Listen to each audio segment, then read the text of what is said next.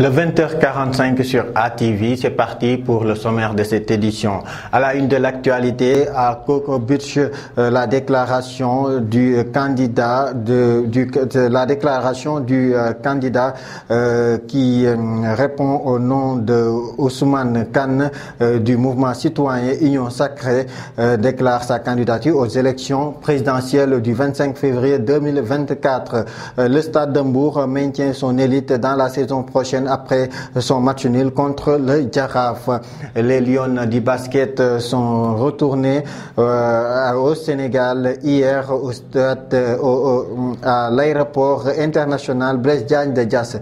Voici les grandes lignes de cette édition. Dans un instant, le développement. Mesdames, Messieurs, bonsoir, bienvenue sur ATV Sénégal. Parlons à présent de cet atelier où le Sénégal accueille la 4e conférence africaine sur la philanthropie. Les travaux d'atelier se tiennent à Saly. Les participants auront l'occasion d'échanger sur des connaissances, de remettre en question les récits établis, de concevoir l'ensemble des stratégies pour relever les défis en pensant auxquels le continent africain est confronté. Pour Maître Aïssata Tall Sall, ministre des Affaires étrangères et des Sénégalais de l'extérieur, la philanthropie peut améliorer les conditions de vie des Africains. Chacun d'entre nous, à sa façon, peut être le philanthrope sans être le milliardaire qu'on est en train d'admirer de loin. Le pouvoir, pour qu'il comprenne qu'il ne peut pas tout faire, il faut qu'il laisse d'autres faire, et les autres, c'est les philanthropes. La politique, parce qu'elle doit comprendre qu'elle doit tracer un cadre aux philanthropes, pour que la philanthropie s'exerce dans un cadre sécurisé et dans un cadre normé. Les personnes, pour qu'elles sachent que c'est à elles de porter la philanthropie. Elle a lancé la 4e conférence africaine sur la philanthropie.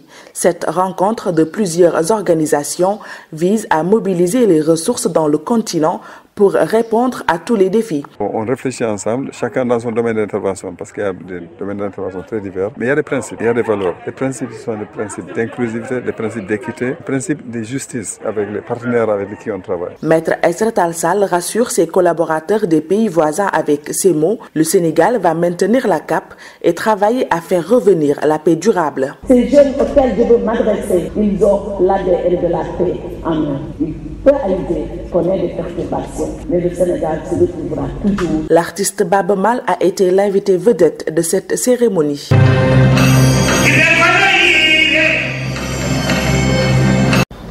Parlons à présent de la politique où le candidat Ousmane Kane qui déclare sa candidature. Il était à Coco Beach pour parler aussi des prochaines élections présidentielles. Cette déclaration s'est tenue hier où il s'exprimait des différents points essentiels qui préoccupent le Sénégal, à savoir l'immigration clandestine mais aussi les tensions politiques. À cela s'ajoute aussi les changements qui sont notés dans l'atmosphère politique au Sénégal. Nous allons suivre Ousmane Kane, il est au micro de Birama Ndiaye. Mais tey dama ñëw ci samay mbokk à Mbour samay mbokk ñu nekk ci ginnaaw surtout nekk waa Tefes waa Saly aussi waa Saly di leen wax ni ma nekk candidat loolu laa décidé pour élection 2024.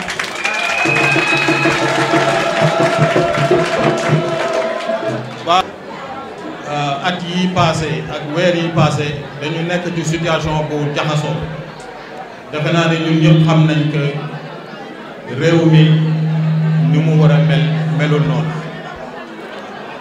bëri na ay xeex bëri na fitna te boole ci dëkk boole ci dund bi tamit dafa jafe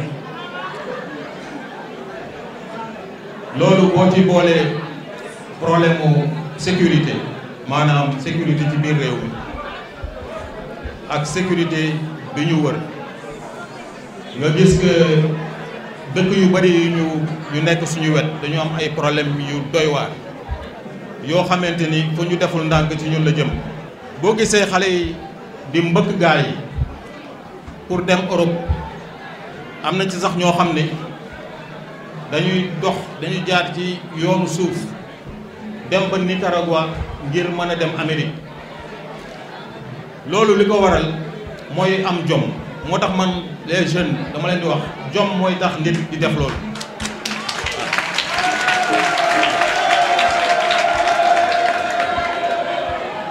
jom mooy tax nit bu gisee bu yeewoo suba di xool ay waajuram mënula leen dara te am dooleem bu mu mën a liggéey bëgg liggéey mais mënu ko gis situation bi moom la ñu bëgg mu tàkk.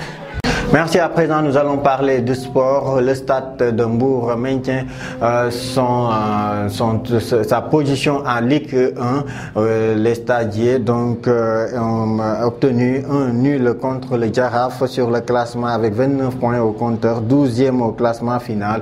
Un objectif pour l'équipe des stadistes est de se préparer pour les deux finales qui vont jouer bientôt. La saison 2022-2023 de la Ligue 1 sénégalaise a été clôturée dimanche 6 août avec la 26e journée. L'enjeu de cette dernière journée se trouvait à bas du classement où 4 équipes de Stade de Mbour pouvaient être reléguées en deuxième division. À Iba Mar Diop, les stadistes ont fait match nul, un but partout contre le Jaraaf de Dakar, un résultat qui permet à l'équipe mbouroise d'atteindre son objectif de se maintenir dans l'élite de la saison prochaine. Avec 29 points au compteur et 12e au classement final, l'équipe mbouroise valide son maintien. Une impression ainsi ressentie par son public, mais également un soulagement pour l'équipe après un long sommet parcouru. Pour rappel, les Mbourois disputeront deux finales de cette année, celle de la Coupe de la Ligue et la Coupe du Sénégal de l'édition 2023. Après 2008 et 2017. Et pour finir en sport, les Lions de basket sont en retour au pays hier à l'aéroport international Blaise Diagne de Diass.